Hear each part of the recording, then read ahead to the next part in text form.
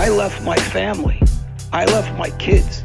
I left my nightclubs, my parking company, $35 million to fight the fight.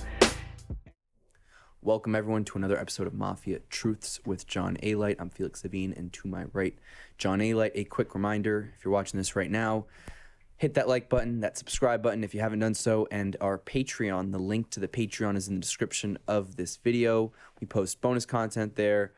Everything goes up there early, the opportunity to ask John personalized questions on monthly Q&As that go only on the Patreon, and they also get discounts to many of the memorabilia that we're selling that is signed by John. We've been selling some signed baseballs. Obviously, the signed baseball bats have been quite popular.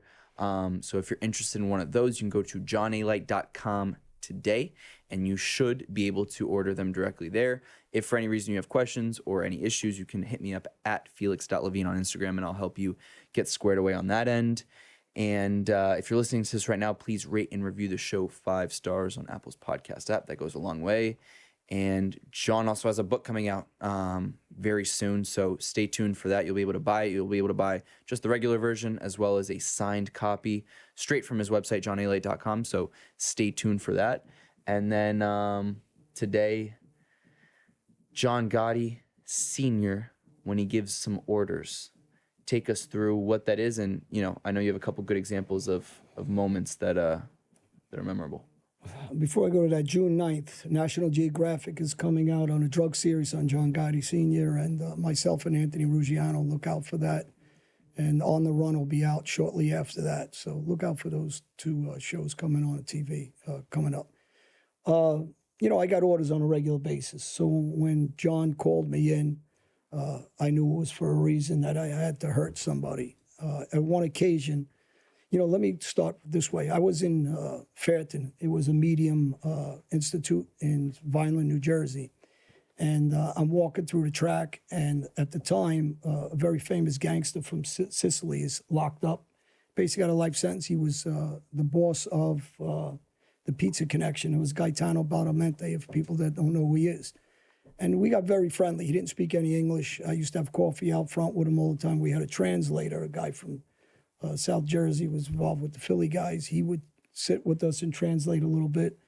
And we got friendly. We talk, and he says to me in translation, and some words English, he would break it up, and he'd ask me, he says, you know, you hurt one of my friends very badly.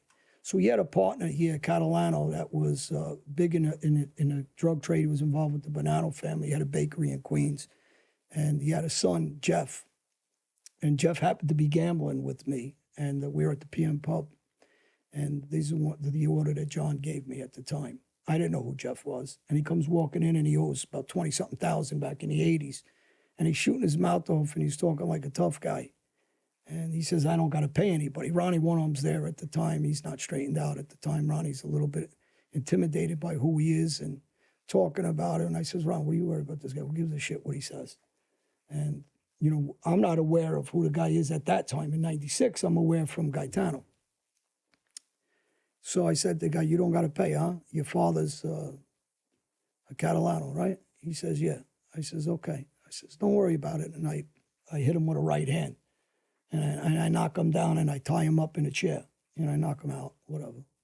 I tie him up in a chair in the PM Pub. We throw all the customers out. Now, the PM Pub wasn't originally ours, but we take it over, me and Ronnie. We lock the door. I go, wait here. And I go down to the club, and I see Johnny Cornelia, and I see Jeannie Gotti. And I said to him, I tell him the story. I repeat the story. This is before they go to prison. And I said, and they go, wait a second. Who'd you say you got? And he goes, wait a second. So I stay on the corner. I'm talking to Johnny, and Jeannie goes across the street to his brother. And he tells him what's going on. And his brother waves me over like this. Johnny, a unique way, you know, when he's calling you, like he's serious. And you can see his face is real serious. So I think at first he's going to be mad that I knocked the guy. So he's always yelling at me because I'm hurting somebody or shooting somebody. He's trying to control me always. And he says, take a walk. He says, you got Catalano's kid there? He said, listen to me. Listen good. He says, don't kill him, but I want you to butcher him. He says, butcher him good. Do whatever you got to do and butcher him. I said, okay, John. He says, after you're done, come back here. So I got a smile on my face because I got a green light, right? You know, this is You know, in those days, this is what I wanted to do. And I go across the street and I see Johnny and Jeannie, and he says, what did my brother say? And then Johnny's looking at me. He says, and he used to always call me Vets. He says, all right, Vets. I said, I'll be back after I take care of it. And they will make sure you do it right, you know, make it, they're joking. So I go back there and I put lighter fluid all over the guy, and I beat him mercilessly. Just what he told me to do. Just blackjacked him, beat him. I told Ronnie, go sit by the bar and, you know, mind your business. I got to take it. And Ronnie wanted to know why. I says, John told me that's why. And he's like, oh.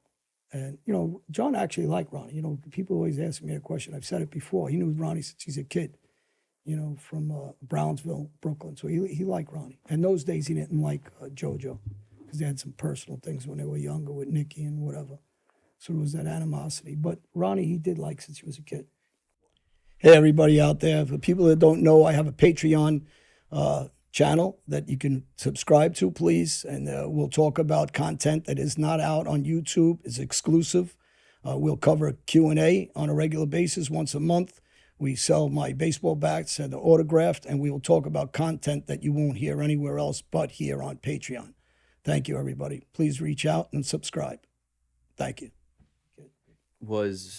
In your eyes, was John Gotti Sr. A particularly violent individual? At least not like obviously him doing the work himself, but you know, was he did he condone that kind of violence? Oh yeah. I mean, he when a guy stepped out of line, unless if you were one of his guys, you know, it was different. But if you were an outsider like that and he thought you were stepping on his shoes, yeah. He had me. It wasn't about just killing. It was about how you were going to do it too. Yeah, it was a message. And, you know, I didn't know what the message was at that time. I knew it had to be in the drug business because Johnny and Jeannie smiled at each other. So I knew they were big in the heroin business, and I figured it had to do something with the heroin. I didn't know to the extent it was until I was with Gaetano. And when Gaetano was talking to me, and I didn't realize that was his partner here in the United States. So now, at this point, looking from the future going back, obviously, either they weren't doing business with them or they weren't doing enough business with them. And, you know, in Sicily, Gaetano's family got wiped out. They were killing him like crazy. He got exiled out of Sicily. And, I mean, and Gaetano, I mean, I know him and I like him. But I don't know the inner workings of what's going on in Italy at that time.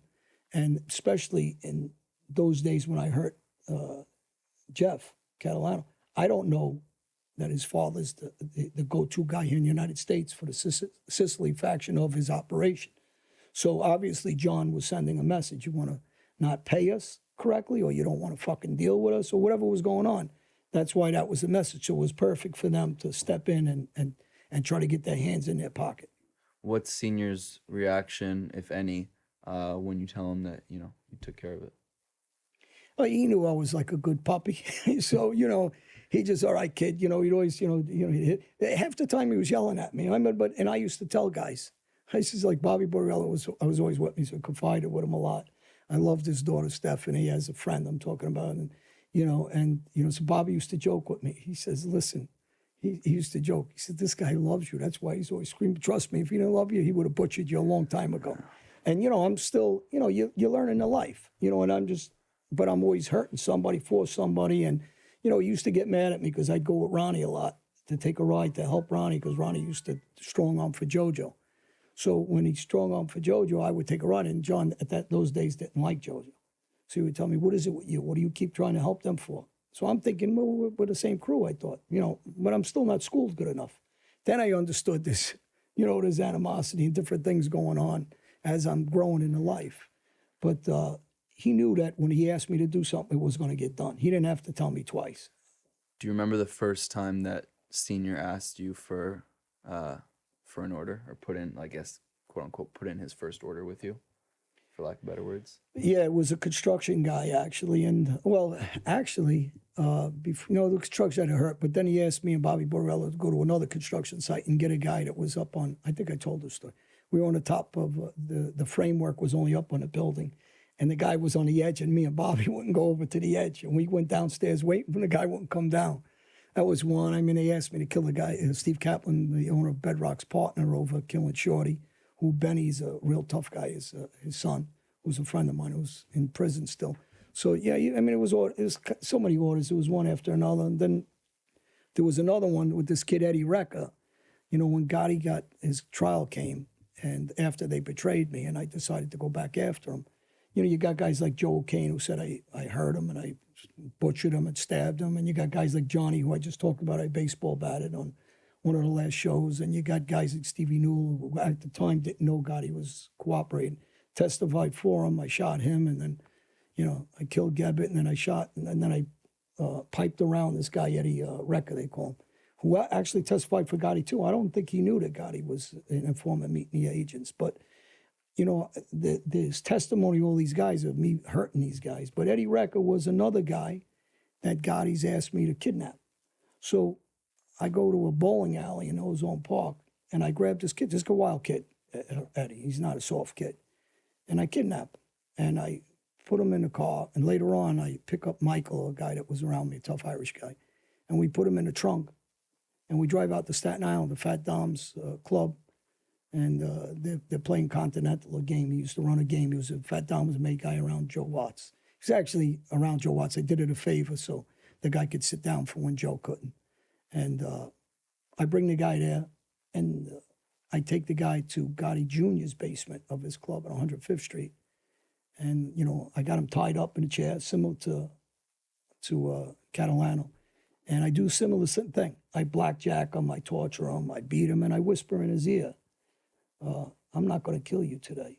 Just, you know, keep your mouth shut. Now, you would think the guy would love me forever because I didn't kill him and they want me to kill him. But Gotti Jr. asks me to kill him. But I don't know if that order's coming from his father.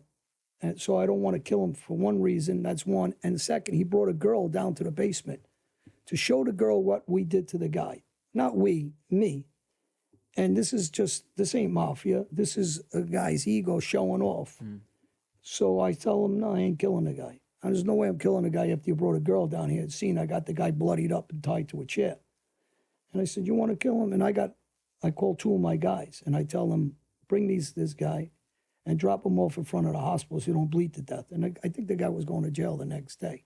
So I said, make sure you get him to the hospital, because if anything, if he doesn't make it and, you know, he bleeds out, you know, they're going to come pitch me for a murder, and this girl knows about it. And I tell the kid, Junior, I says, you're a tough guy. You want him dead so bad? Here's the gun. Shoot him in the head. You want to kill him? She already seen him. I don't know. I wanted to tell him, what the fuck you showing a girl what we got a guy down the basement for? And then years later, this guy actually testifies for Gotti, and I guess they're all telling the stories that I'm a violent bastard and I'm doing this without, it has nothing to do with them, which is the furthest thing with the truth. I'm getting these guys for the Gotti family. So this is, you know, again, these are my everyday job. I'm doing this on a regular basis. And, you know, like I always say, I can go through guy after guy, and I'm waiting for all these titled guys to start talking about what they did. I don't want to hear any more stories about some other guy or some other sit down or I met this guy, that guy, because I could tell you when I was at Paul Castellano's house. I could tell you when I was at everybody's house. Neil Delacroce's son, Buddy. I know, you know, listen, I can go on with these stories too, but I try to keep it real with everybody because crime don't pay. Don't follow it. Don't believe it. I'm the guy doing the work, putting in the work, so listen to me. When somebody starts telling you about all the stuff they did violently, instead of getting one of you guys to do it, like I used to do it, then you can believe in what they got to say. But crime don't pay unless you pay with your life. Don't be a sucker.